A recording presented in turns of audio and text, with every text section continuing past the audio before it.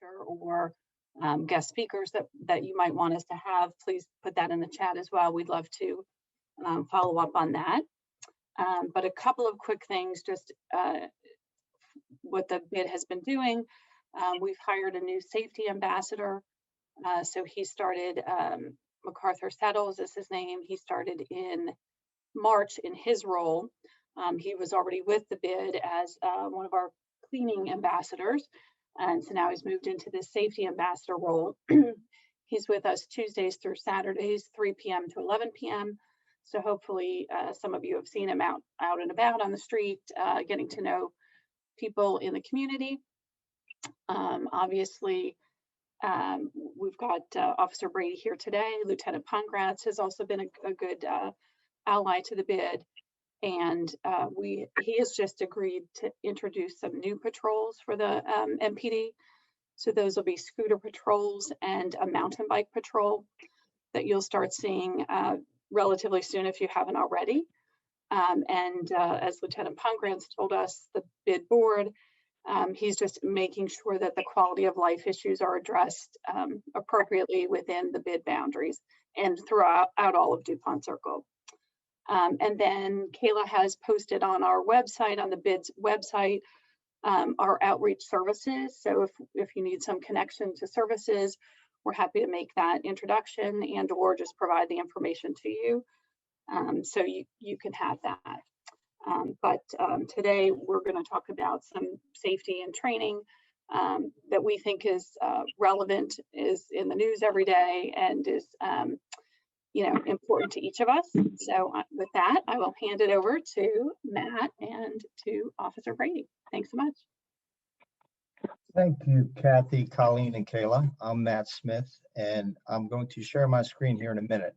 As mentioned, I've been in this business 10 years, and I was with Arlington County Police for 25 years. The bad news is that's a lot of years. The good news is that when I started, there were no child labor laws, so I was really, really young, so the numbers don't really add up here. But let me share my screen here, so give me a second. Okay. Actually, I don't think I hit share. Let me try that again. Okay, let's try this one more time. Share screen. Can you all see Kayla, can you see my screen? I can't. Let me make sure. Maybe I didn't share screen. Let me go back and try it again. Yep, no problem. I'm sure we're all used to. Okay, how about now? There we go. Yeah, there we go. I know we're all zoomed out here. Okay, and then I'm going to minimize all of views so I don't miss anything on the presentation. So a couple of things I wanted to mention. First of all, I want to thank the bid, Colleen, Kayla, and Kathy for putting this together and inviting me to speak, myself and Officer Brady from MPD. We got a lot of ground to cover today in a short period of time. And Kayla and Colleen, do we want to do questions at the end or as they come up? Whatever you're most comfortable with is fine. I thought maybe we could do it at the end and get you through your presentation. Okay, let's do that. So anyway, we're going to cover a lot of topics and really things that, what does 2021 look like for security and safety in the bid, and going on some trends in the area, national trends as well. One thing we're not going to include in this presentation is the civil unrest. We can at the end if we have time, but there were several other topics that have really surfaced also during this time. So what we're going to talk about today is the new normal in 2021, some crime trends, patterns, and safety, and that'll be from Officer Brady from MPD. And then we're going to kind of go over active shooter, homelessness, vehicle garage and parking lot safety, and really it's more vehicle safety, as there's been a spike in carjackings around the area, as many of you have probably already heard. And then we'll talk a little bit about situational awareness communications and how you can train your staff. So the new normal in 2021, how is this year different? Well, obviously everything we're doing with social distancing protocols has really affected how all of us are working. And many of you are probably working today from home. I see a lot of new faces, or a lot of faces on the screen. And those I don't see, I'm guessing you may be on the golf course, but thank you for tuning in as well. But in 2021, a lot of us are working from home, and our kids are virtual learning from home as well. In the office buildings, we have lower occupancy rates throughout this pandemic. A lot of businesses have been closed or restricted in hours and occupancy and so forth, particularly on the retail end of things.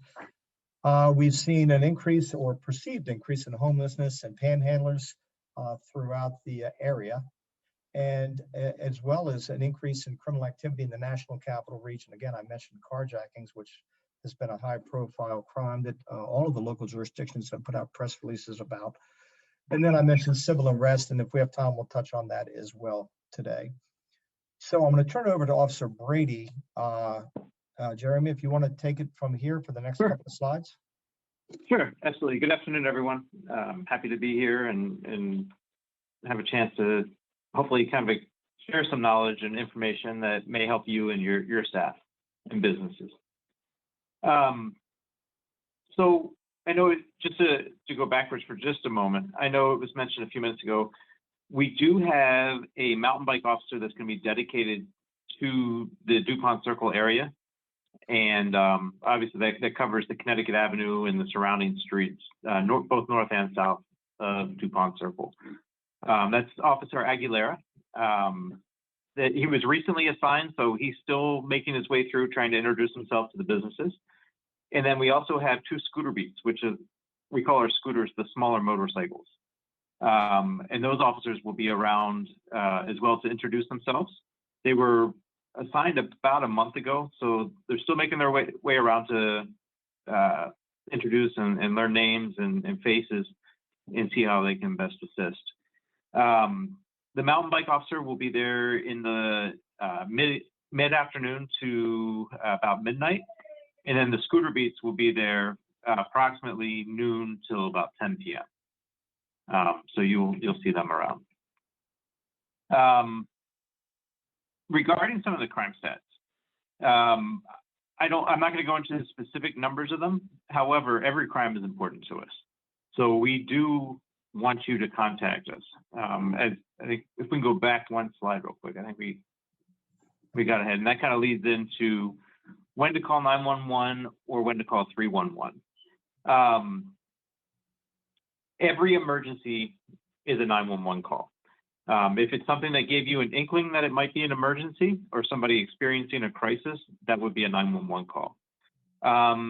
If you may observe a homeless person that might be in need of some services, but is not necessarily require an urgent response for medical or for police, 311 is also available.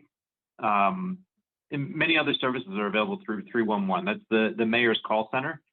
So anytime you're looking for services from the city that's non-emergency related, you can contact 311. So if you happen to have graffiti or tagging that pops up, you could call 311 and they can assist with having that graffiti or tagging removed.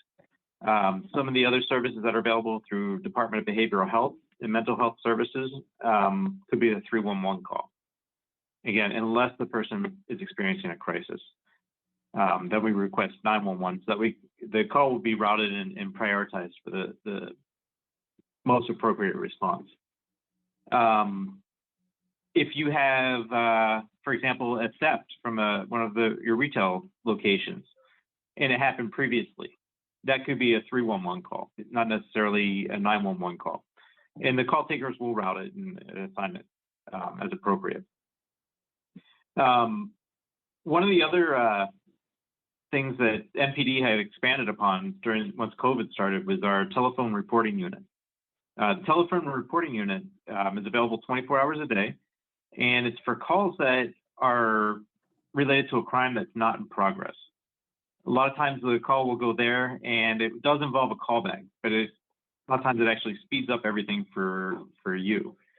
So the telephone reporting unit will handle calls for things like thefts, maybe something that you have some security video on that happened at a previous date and time, destruction of property, if you have a vehicle that's broken into, that's not in progress, that could go to our telephone reporting unit. They'll take all the information right over the phone and give you some report numbers immediately on it. And then again, 911, anything that's an emergency. If you see somebody that's in medical need, somebody that's being the victim of a crime, or somebody in some type of crisis that we need to respond to immediately to assist with. Okay, we can go to the next slide. Some of the preparedness, whether you're an office space, location, DuPont Circle area, or retail space, restaurant, anybody that's occupying any space in DC, we recommend that you have some type of emergency plan in place. And that can also include what to do during that emergency. So if you enter or you encounter a situation where somebody is a threat to you, could be a homeless person that comes in and is making threats, or it could be something, God forbid, an active shooter type situation. You can apply the same thing. Always comply if you're not able to safely move away from the situation. You never know what somebody is about to do or thinking of doing, for sure. So you have to make a judgment call. Is it better to comply with the person, or are you able to safely move away? And then get to a safer space to call 911. Some of the other things with active shooters to keep in mind, DC is kind of unique. We actually have text to 911. So if you are in a situation where you have to be silent, maybe you're in the hiding mode, you can always text 911. Turn your volume down on your phone so it's not dinging and alerting anyone to your actual location in the building. But the text to 911 service is something that's very helpful, as well as for hearing impaired staff. So if you have somebody that is hearing impaired, we do have that text to 911 service available. Part of the preparedness, make sure you have records and lists. In a crisis or emergency, it seems like it never fails that somebody runs out of a building, leaves their phone behind, so they may not have access to electronic lists, or they've saved everything on their computer, and when they get out, they don't have that information. Some things that you may want to include on that would be staff contact. She just went right up. Did you say? Oh, yeah. Yeah, staff contact information, building management information, maintenance staff information, or some great key contacts to have. If you have security systems, whether it be door access systems, cameras, make sure you have all that contact information documented and printed out on something that's accessible for everybody that may be responsible for that location. Have a designated meeting spot. So if you do have to leave a building for any reason, it could be for a fire drill, it could be for some type of emergency, water leak in the building, or some type of crisis going on, have a designated meeting spot, maybe a block or two away, so that way all your staff knows where to meet. I know some of the office spaces in DuPont Circle can get kind of tricky in the buildings where there may be more than one entry or exit point. So some staff may go out one door versus some staff may go out a front or back door. So having a central meeting spot that's known is great to have, so you can account for everyone. Keep physical keys. I can't tell you how many times we either have to go into a location after power's been turned off and we can't get in, and a lot of times the fire department may end up breaking doors that thankfully nothing maybe happened behind it, but they had to check it anyway. So always make sure you have some type of building access keys.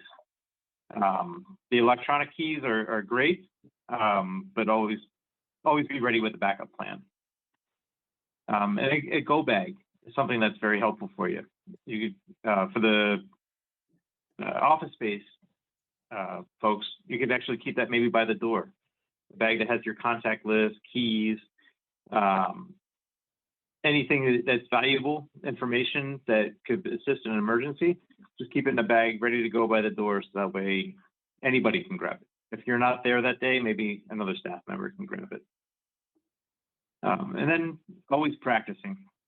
Things change all the time, and buildings change as well. Sometimes there's construction that may change your evacuation plans. So just make sure you practice. You can coordinate with building managers. Most of the time, they're very flexible and willing to help you practice those plans. They can definitely help save lives and injury. Okay. And we can go to the next slide.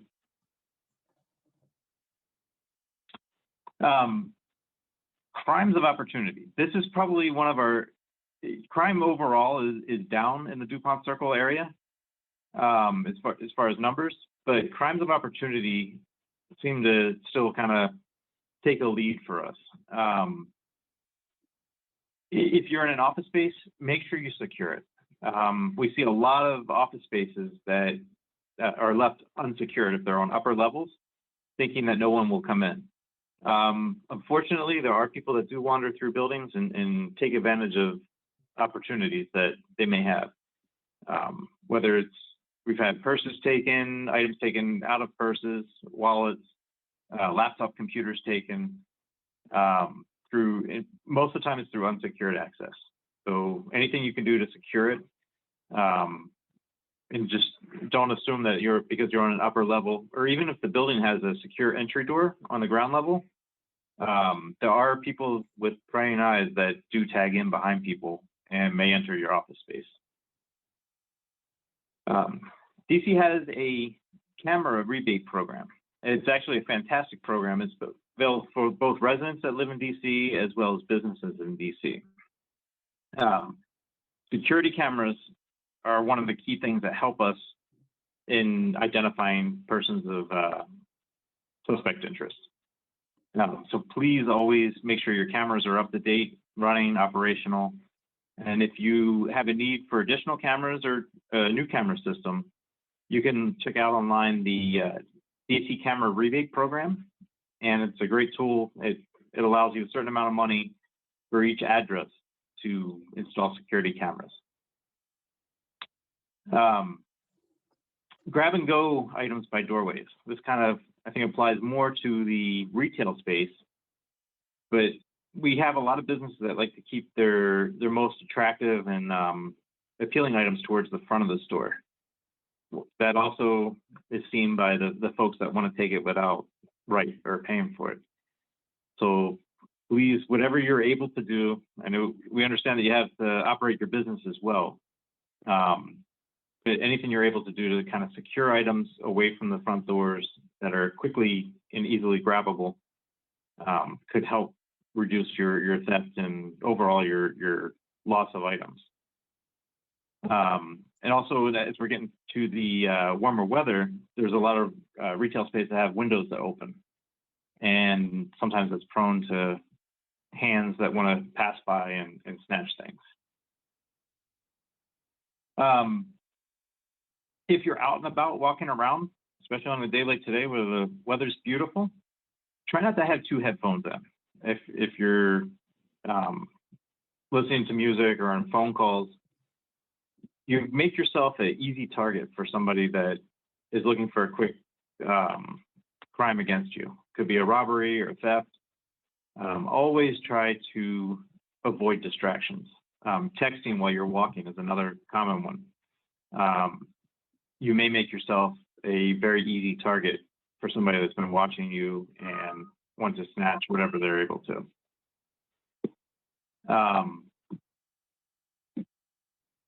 For vehicles, whether it's yourself that's driving into the city and parking near your business or approaching your business, never leave anything that's in plain view in your vehicle. Always try to secure it. The theft from autos, people breaking out a window and snatching items out of a car, it's something that is unfortunately a very common occurrence, and we definitely want to avoid it. That kind of goes with the crime of unfortunate opportunity. Same thing with leaving vehicles running. That's something that's been a huge spike, not just in the DuPont area, but all over the city. Anytime somebody gets out of a vehicle and leave it running, it just makes it a quick access opportunity for someone else. Or if you happen to see any of your coworkers or delivery or pickup folks You kind of used up the term, the food service delivery drivers seem to be a very common one.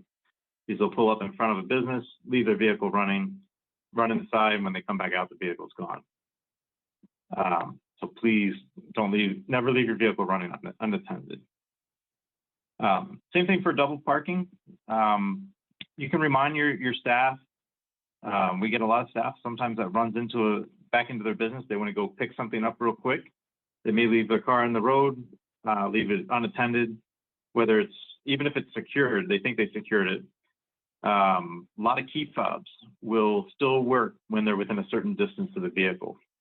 They may go back up by the front door of the business, and sometimes it's still close enough that someone can open the door, get in the car, and drive away, even though they thought they secured the car. The key fob might be close enough. And that could be another crime of opportunity that could be avoided.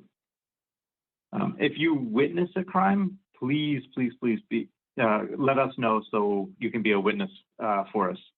Oftentimes, being a witness can be done anonymously, but if you have information, please don't be afraid to share it with us, because that could be very valuable information in trying to close out a case and move towards justice for the victim of a crime. Leading into mental health consumers. You've probably seen a lot of change since COVID started in the DuPont area regarding mental health consumers, whether it's persons experiencing homelessness, people walking around the tents. There's been a big change in kind of the environment. Don't be afraid to call 311 if you notice somebody that you think could benefit from some of the services, whether it's Department of Behavioral Health, Department of Human Services. Please give them a call. You could actually just give a description of someone, even if you don't actually engage them in conversation to get any name information.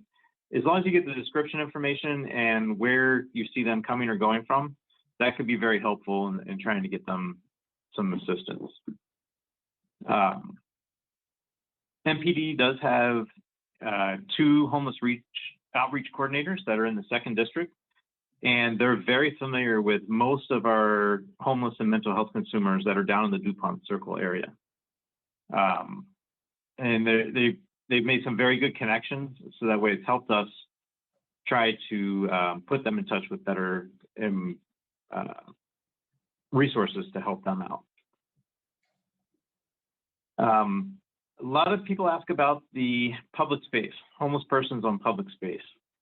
DC has a general policy that if there's enough room that people can pass by safely, then there's no violation. So that includes tents and personal property that people may leave on space. There's no violation for that.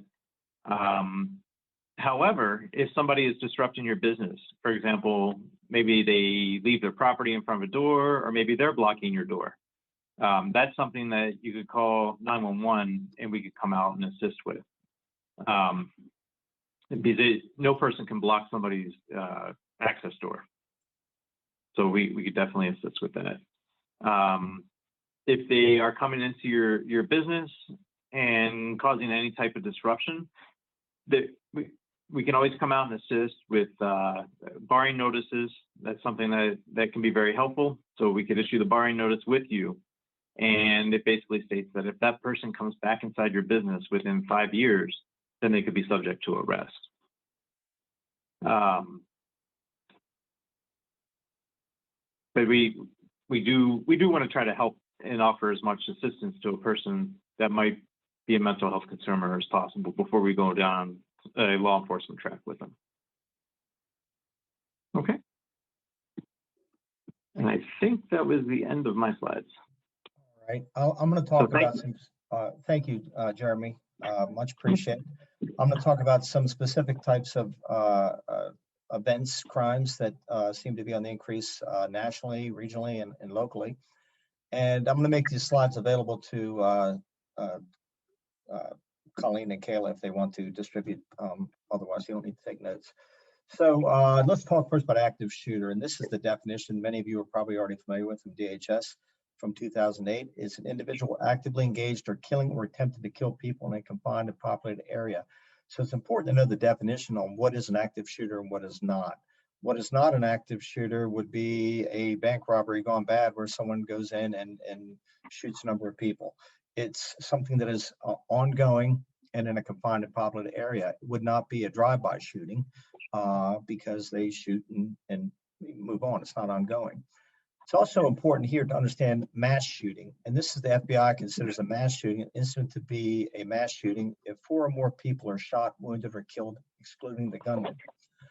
And this has been in the news a lot this year. And from March 16th to April 16th, there were 45 mass shootings in the US. To date, year to date, 147 through April 16th, which is a 73% increase from 2020. Now, 2020, the numbers may have been a little skewed in part of the year due to the pandemic, but still, we're talking about a 73% increase.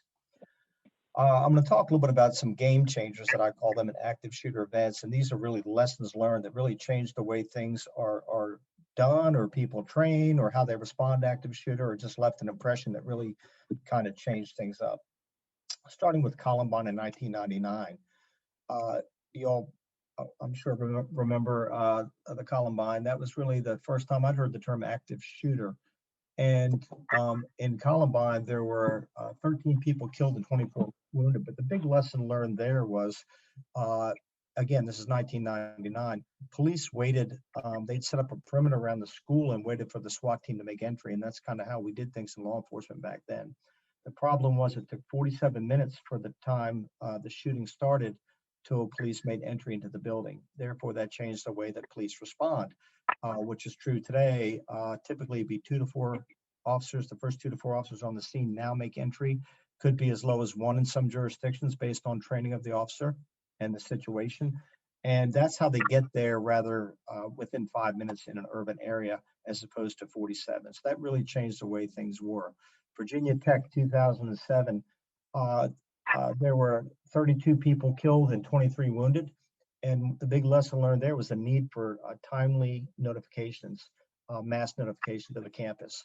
People weren't notified that there was a killer on the campus in an adequate amount of time. The Navy Yard in 2013, there were 13 killed, 3 wounded. A big lesson learned there was the need for coordination between law enforcement and building management. That's really important today. I know Officer Brady talked about some of the things you may need to consider for your property. In an active shooter situation, you want to connect with law enforcement, provide them building plans, access keys, what have you. So it's really big to have that coordination. Maybe have law enforcement come out in advance to your property to take a walkthrough. But that familiarization is really important. Orlando Pulse nightclub from 2016, 49 killed, 53 wounded. That was a situation, and law enforcement took a lot of heat for this, that it evolved from an active shooter into a hostage barricade. And that's why they did not go in right away. One officer did who was working there, then they retreated because the shooting, as I talked about the definition of an active shooter, it was no longer active. They were now talking to the suspect, and it was a hostage barricade type situation. And also there was delayed medical response there because they did not go in, and a number of people bled out that could have been saved otherwise. So 17 out of 66 that were in the building survived. So 49 that were inside, had died, and some of them could have been saved because they had medical treatment. Las Vegas 2017, again, these are lessons learned. That was now vertical terrorism, but a lesson learned there was that citizens acted as first responders. There were 58 people killed in Las Vegas and over 500 wounded. And of that 500, over half were either treated at the scene or initially or transported by citizens to the hospital. So citizens were acting as first responders. And that's where you've seen a big push for the programs where they teach you how to act as a first responder to stop the bleed and things of that nature. And then Dayton 2019, that was in a strip of nightclubs and bars and restaurants. And what happened there is a suspect, he had killed 10 people and wounded 27. And within the first 32 seconds from the time the shooting stopped, he was put down by law enforcement and shot and killed there. So a lot of damage done in 32 seconds, but they responded quickly. They were in the area, responded, and shot him. This is a map of what has happened in the last month from in mass shootings. Again, 4 or more people, not including the gunman, shot in the U.S. April 15th to March 15th. And you can see where they are around the country. It can really happen anywhere. So why is there an increase in these type of events? One I call the COVID effect, which is causes some mental health issues, isolation, depression, unemployment. So again, I'll call that the COVID effect. There's been an increase seemingly of polarization in the country, hate crimes, domestic terrorism. I mentioned mental health issues. Then, of course, the sensationalism through the media and copycats, where a lot of people want their 15 minutes of fame. So these are all contributing factors, I would say, to the increase in these type of events. Again, 73% from this time last year. So how do you respond to that, and how do you prepare? I think Officer Brady mentioned it's really important to have a contact list, but update your contact information with your employer. It's good to have situational awareness, and I'll talk about this a few times today. But really all that is knowing what's going on before it happens, as it happens, after it happens, that may affect you. Be familiar with potential warning signs of workplace violence. So in your workplace, if you have a colleague that seems to be depressed or talking about increased use of alcohol or drug abuse and talking about harming somebody or whatever, you want to report that to somebody. And what is your company's policy? Do you go to HR? Do you call the police? Do you go to your supervisor? So it's good to have a policy if you don't have one, and then be familiar with the policy. Important to know the safe areas in your office. Where could you go if an event, active shooter event happened in your office, your building? Where could you go and hide and be safe for a period of time? Because what you're trying to do is buy time until police get there. These things typically last 5 to 15 minutes because police will get there, again, in an urban area like DC within 5 minutes. So you're trying to buy yourself time. So where are the places you can go? And then know your exits. If you need to evacuate the building, how would you get out of there quickly? What are the routes? Where are the doors? Where do they terminate? What side of the building? What floors, and so forth. So how do you respond? And again, we're kind of just going to gloss over this today, is to give you an idea, some takeaways. You can keep this information as notes, and there'll be some resources on here for you. So as an individual, your options, there's really 3 options. And many of you have already seen the video, run, hide, fight. You've heard the term run, hide, fight. Those are your options. It's not a continuum, they're options. It's always best to get away from an active shooter situation if it is safe to do so. Unfortunately, it may not be safe to do so. If you're in a office, in your office, or in a small room, and someone comes in with a gun and starts shooting, you probably can't run or hide, and your option would be fight. And you want to fight to save your life. And people will ask, how do I fight a guy with a gun with nothing more than a water bottle? Well, you need to do what you need to keep yourself alive and fight with conviction. Hide is really more like a barricade, but you want to, if you're looking for a place, within your space, and again, this is having familiarization with your office, your building, what have you. Where can you go to hide if you need to hide for a period of time? You want to go to ideally a room that has a door that swings in that you can lock and perhaps push something up against to barricade yourself in there. You want to turn the lights out within that room. Don't make any noise. Again, you're trying to buy time. Active shooters know they have a limited time frame, so they're not going to spend a lot of time if they don't know you're in a room, because what their goal is to try and really injure or kill as many people as they can before the police come and they get stopped. So, where are the places you can go and secure yourself for a period of time? And then, of course, like I said, run is really your best option, but it may not always be your first option or that. You want to call 911 as soon as possible. Once you're safe, it's safe to do so. As Officer Brady said, you could text 911. DC has text 911. That's a great tool if you can't speak, but call 911. If you do call and you turn the sound down, it may be good to leave the line open so they can hear what's going on. And it's important to know, also when you call 911, what are the things that police are going to want to know? What's going on? What's the shooter look like? How many shooters How many weapons do they have? What type of weapons? Automatic, a handgun, a rifle, description, last known location, things of that nature. It's important to know how what the police do when they respond. Officer Brady talked about that. You want to comply. So if you're in this type of situation, the police, again, it typically will now be the first 2 to 4 officers, could be 1. They come in, they're looking to neutralize the threat. So they're not going to want to talk to anybody. They're going to go after the last known location of the shooter or the sound of gunfire and try to neutralize that threat. So if you're injured, they're going to pass by you. If they tell you to do something, comply. You've seen many of these, unfortunately, way too many of these type of situations where people are leaving the building with their hands up, following the directions of the police. You want to comply with what they tell you what to do. So how do you prepare your organization for an active shooter? Well, one good thing is to do some type of vulnerability assessment of your office space, your building, your property, and harden the target where necessary. And what that means is, what can you do to make it a little more secure? Do you need any additional type of access control, cameras? Are there things you can do to your property to, maybe add a room that you or someone can go to, securely if need be? But how do you harden that target? You want to plan, and really 3 types of plans are important. Have a workplace violence plan, and in that you want to include what are the warning signs of potential workplace violence? What are the reporting procedures? Who do you report to? And do you have a crisis management team? Typically, a crisis management team would be some type of security person, director of security, a vice president of operations, HR.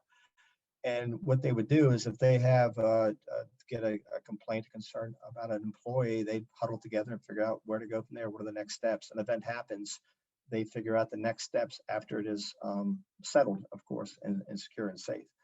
So you want to have a workplace violence plan. You want to have an emergency response plan. It's really important in your plan to have communications, identify safe areas. Where can you go? Where can people go? Where are the evacuation routes? Identify duties and responsibilities for people, whether it be your floorboarding team, your staff, whatever.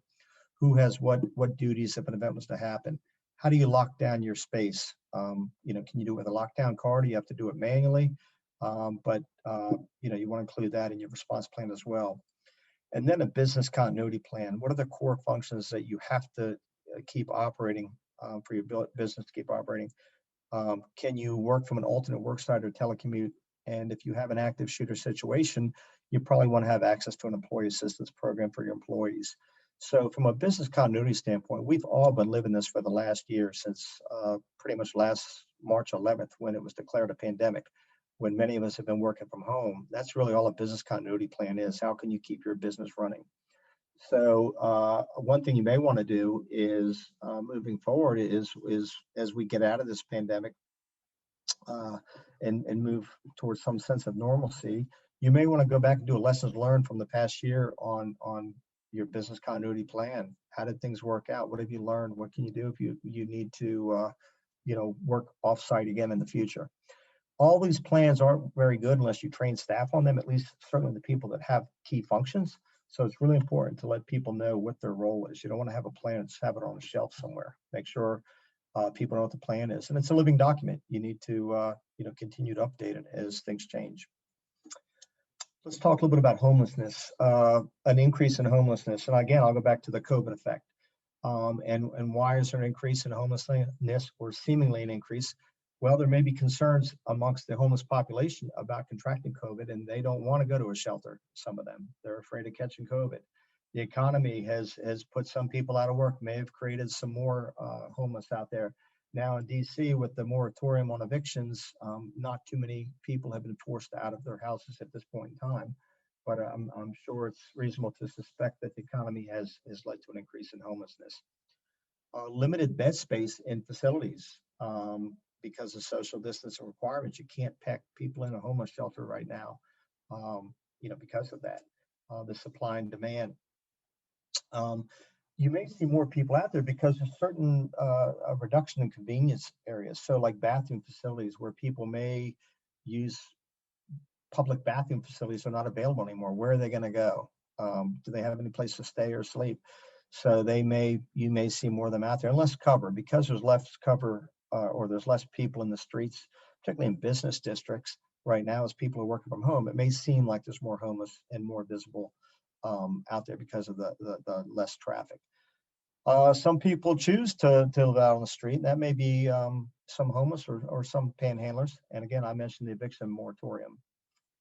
So how do you plan to deal with some of this in advance? Well, it's important to know your property lines and really know the law. Pretty much on a sidewalk, a public sidewalk, is not going to be your property, or even if it is your property, it may be some type of public easement where you really don't have any authority on it. So it's important to know the property lines, to know the law. It's not a crime to be homeless. It's not a crime to panhandle. It is a crime to aggressively panhandle.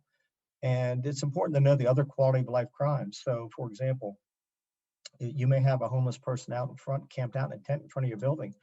As Officer Brady said, there may not be anything you can do about that, but if they're committing other crimes, drinking in public, drunk in public, touching people as they go by, assault, those are crimes, and you would want to call the police for that. Posting signage is always a good thing if you don't want anyone trespassing on your property. It's good to have it clear and visible. It's not necessary, but it does make it easier, particularly the first time you want somebody off your property and you have signage right there. So that's helpful. Officer Brady talked about barring notices. It's good to keep the supply inside, and either you could dole them out yourselves or have the police do that if you think somebody's a threat to you. But if you need to bar somebody from your property, you want to have barring notices handy.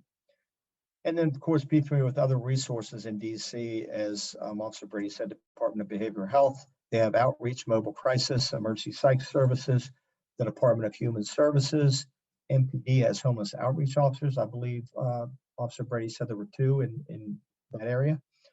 And then the justice system will help keep people off your property. And then know your non-governmental partners, pathways, and other nonprofits and service providers. And it's good to provide your staff on, what your enforcement protocols are going to be. Do they know how to ban someone, or that they need to call police, or that banning is an option? It's important to have your staff know what those protocols are and what are they, or what can they be.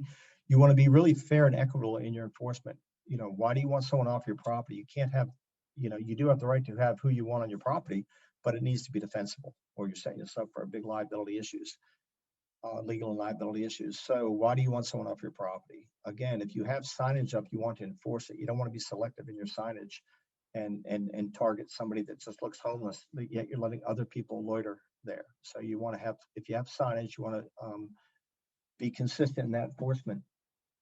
And if you ask someone to leave the premises, tell them and not return, tell them, where your property is, don't come back, when and why. And then again, if you need to issue, you may want to give them a warning at first, then issue a banning notice if they come back. You want to document this. So if you're at a hotel or office building or whatever property you're at, so that the other staff members know, you may have a person that has been banned from the property by the day work staff, and the evening staff doesn't know it, and they're hanging out there every night causing problems.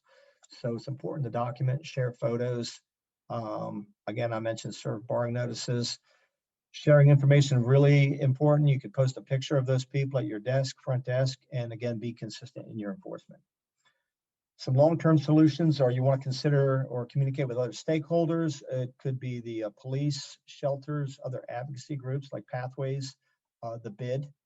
An option could be limited power of attorney for law enforcement, where you give them the authority to, if you tell them no one's allowed on your property in the overnight, they may agree to a limited power of authority, or attorney, where they come and remove the person. It really keeps you out of court. So that could be an option. Other things you want to consider for long-term solutions: cameras. Officer Brady mentioned the robust camera program they have in DC, CCTV access control. You want to look at your property and why are people coming and hanging out outside of your building at night? Is it inviting to them? Do you have outdoor furniture that people are sleeping in overnight? If so, you may want to move it in. Again, post signage. Where are the problem areas? Are they in your garages and stairwells? You may want to do what they call CPTED, crime prevention through environmental design. Look at the layout of your property. You may have some shrubbery in front of the building that people are sleeping behind or whatever it may be, or shrubbery covering the windows that makes it more conducive to crime. So you want to do some type of evaluation. I know MPD will come out and do some type of assessment on a septet assessment if you ask them. And another option is displacement. You know, you may not mind, you know, somebody hanging out on your property, but you may want them to go to the back of your property. So maybe you ask them, listen, you can't stay here in the front of my building, but there's some seats in the back if you want to sit there. You know, that's an option you can do as well. When it's about vehicle safety, and I'll go through this rather quickly. There's been an increase in vehicle crimes due to the pandemic, and in talking to law enforcement officials throughout the NCR, it's really the big problem areas, the 13 to 16-year-old kids that aren't in school, that are bored, and the crimes are larceny from autos, and you have the smash and grabs of windows, and that's typically if someone sees something in your vehicle of valuable and the door is locked, they're going to try and smash the window and break it out. That's why I don't keep valuables in plain view. But what is more common is people leave the cars unlocked. So in garages, kids, people will go through cars, check the doors, see what's unlocked and get in there. Very easy access. You get a bigger bang for your buck in big garages, go through a lot of cars rather quickly. And believe it or not, a lot of people leave their cars unlocked. Other types of crimes are stealing the cars, and some people do leave their keys in vehicles. Don't do that. And what's more common and been in the press more recently is carjackings are up in the whole capital area, and jump-ins. And I believe Officer Brady mentioned quickly jump-ins, which is the delivery drivers, the Uber Eats, the DoorDash, whoever that leaves the car running as they go into a building to drop off food or whatever the delivery is, and people are waiting and observing and stealing the cars. Very common. So this is from MPD's website. I'll run through this rather quickly. Where do carjackings occurs? They could be ATMs, self-serve gas stations, garages, parking lots, malls, grocery stores, mass transit. Believe it or not, at intersections and stoplights and highway ramps. There's been some high-profile incidents recently at both of the above highway exit ramps and at intersections. And it could be in front of your house. So what to do if carjacked? It's if threatened with a weapon, don't fight. It's not worth your life if someone's going to take your car. Hand over the keys or whatever you need to if that's the case, if you're threatened with a weapon. Call 911 as soon as it's safely, give a description. And it's important to remember what information you can: race, ethnicity, height, weight, hair, eye color, clothing, description, type of weapon. And they don't need to know that it was a Walther PPK or a Glock 19 or whatever, but it was a black gun, a handgun, a rifle, an automatic weapon, whatever it may be. Then, of course, your vehicle information, what was stolen, and if you know direction of travel, and where the incident occurred. Reducing the risk of being a victim. When you are on the road, always keep your doors locked and windows rolled up when possible. If traffic's slow, you may want to drive in the center lane. Again, this is from the MPD website to make it harder for potential carjackers to approach in busy areas where the cars are stopped. If possible, don't drive at night alone. Again, that may not be possible. When coming to a stop, leave enough room. This is really important to maneuver your car around other cars. Don't get on someone's bumper, because if someone does approach you, you can't get out. So leave enough space if you have to exit rather quickly. And unfortunately, you probably don't want to help to stop a stranger whose car is broken down, particularly at night. The best way you can help them is by calling, the police to have someone respond out there to assist them. Getting out of your vehicle, and this is really could be garage, parking lot safety, or in your residence, or in a mall or something. Park in well-lit areas near sidewalk or walkways. Don't park near something that could obstruct your view and someone could be hiding behind. Again, do not leave valuables in plain view in your vehicle when the car is locked. Put them in the trunk. If you go shopping and you have some valuables, put them in your trunk before you go to your next destination. Don't put them in your trunk at that destination where someone can see you doing that and know you have valuables that you just put in the trunk. It's ideal if you can park in a garage with an attendant and only leave the ignition key behind with no identification. If you're rushed, look around. Even if you're rushed, look around before you get out. Just stay alert. Situational awareness. Trust your instincts. So I'm almost done here. Real quick on communications. This is really important in terms of safety and maybe for your teams. You know, how would you communicate to your team in an emergency? Do you have a group text if it's a small organization, a group email, although that's not real, it's better than nothing. But a lot of people don't always check their email right away. Pony Express, all that is word of mouth. You know, in your office, would you go around telling everyone that there's some building emergency, we're sheltering in place, or we need to evacuate? Do you have a PA system where you can notify people, or do you use social media? Or do you have a mass notification system, email, text, voice messaging? And I think studies have indicated that really text is probably the best way to notify people of emergencies. These are a couple examples. Helper examples from the shooting in Annapolis at the newspaper they had there a couple of years ago, where it was actually an intern, was under his desk and put this out on Twitter. Active shooter at 888 Bestgate, please help us. And on the right is from Arlington County Police. They put this out when they thought they had a shooter in a property in Arlington. And it's a great way, MPD, their Twitter page, great way to stay on top of what's going on in your area. See something, say something. This is the back in high school, I took a journalism course, and you had the 5 W's and H, the who, what, why, when, where, and how. This is the type of thing you want to pay attention to. And how do you report it? In DC, you can report it on emergency, call 911. You can file a suspicious activity report through iWatch. And again, I'll make these slides available to you. Or you can send an email tip, sar@dc.gov, or call NTIC 202-481-3075. Text 50411, very easy to remember because 50 is a acronym for the police, and 411, that's just passing on information. 50411, or text 911. So that's how you can report suspicious activity. And I think the last thing I'm going to talk about is training your staff, active shooter training. There's a link on here to the Run, Hide, Fight video. It's about a 7-minute video. I strongly encourage all of you to see that if you have not. It tells you how to respond as an individual. It's really the best thing out there for how you would respond if you're in that situation.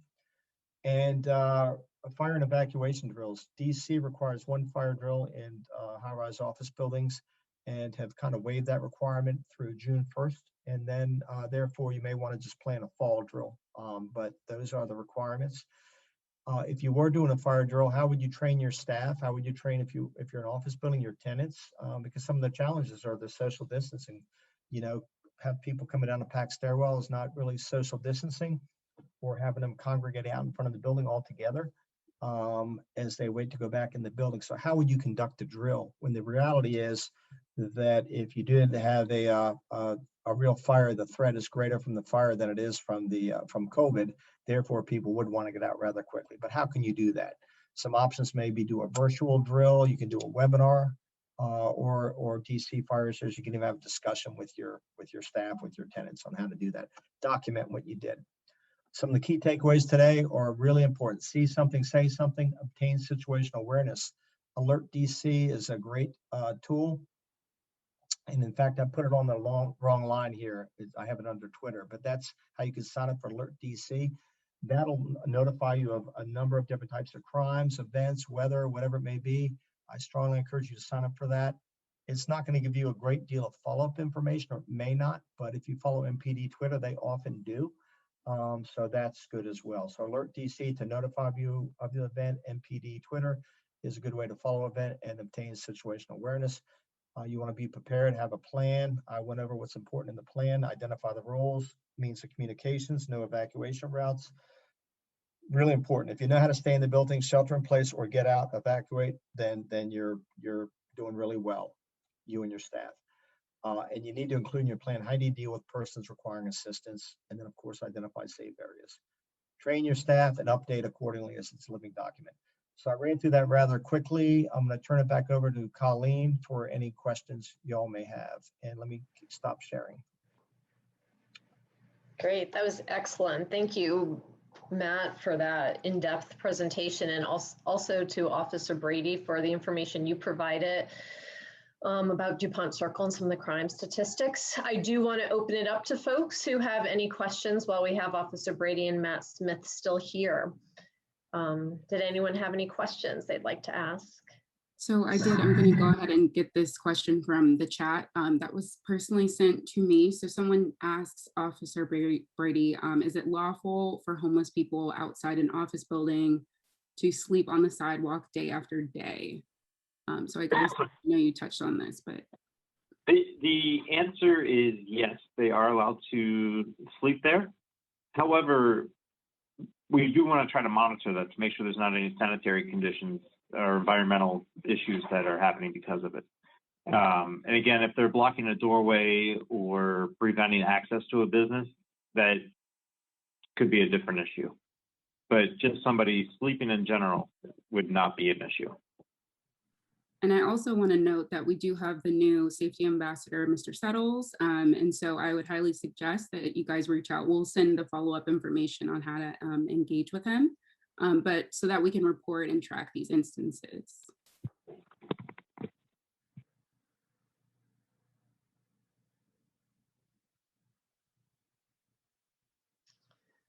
Does anyone else have any questions?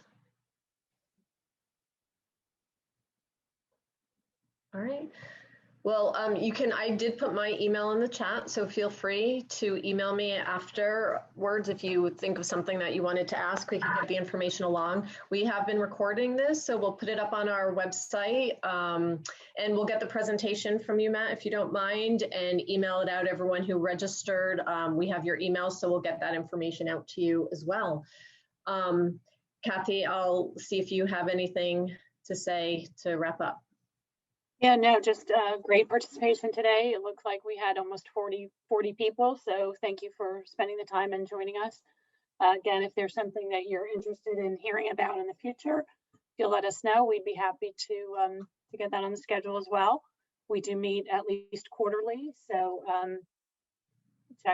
check in with Kayla and Colleen, and we'll find out when our next meeting is. Thanks again. Thank you, everyone. Thanks, Matt and Officer Brady. My pleasure.